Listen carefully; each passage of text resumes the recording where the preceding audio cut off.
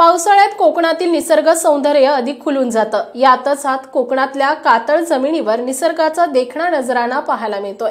कोकणात जणू कासपठारात फुलू लागलंय। रत्नागिरी जिल्ह्यातील 200 हेक्टरहून अधिक क्षेत्रात सध्या दीपकाठी या फुलांनी बहरलंय। स्वर्ग जणू पृथ्वीवर अवतरल्यागत सध्या या फुलांचा कातळ वरचा गालिचा पाहायला मिळतोय।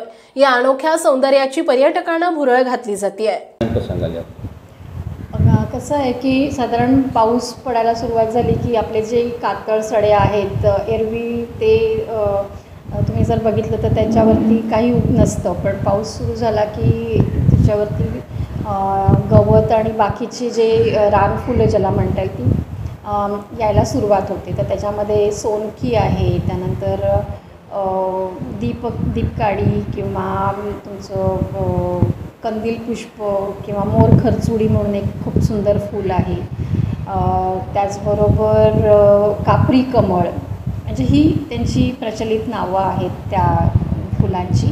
आणि प्रत्येकाचं सौंदर्य जर तुम्ही बघितलं तर ते अतिशय वेगळं आहे आणि ती केवळ आपल्याला ह्या पावसाच्या सुमारास किंवा पावसाचा जो 2 महिन्याचा कालावधी आहे, 2-3 महिन्याचा, त्यामध्येच आपल्याला ती बघायला मिळतात।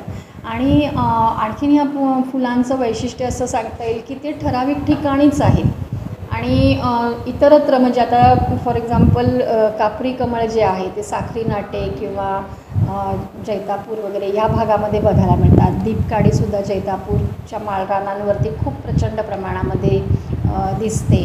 रत्नागिरीच्या कातळ सड्यांवरती सुद्धा आपल्याला ह्या फुलांचं अस्तित्व दिसतं। आणि एक प्रकारे असं की ह्या ठराविकच महिन्यांमध्ये ती असल्यामुळे त्यांचं सौंदर्य आणि त्यांची जी म्हणजे उपयोगिता म्हणण्यापेक्षा ही एंडेमिक आहेत, ही आपल्या ठराविक ठिकाणी सापडणारी झाडं आहेत आणि त्यांचं सौंदर्य आपल्याला सगळ्यांनाच भुरळ घालतं।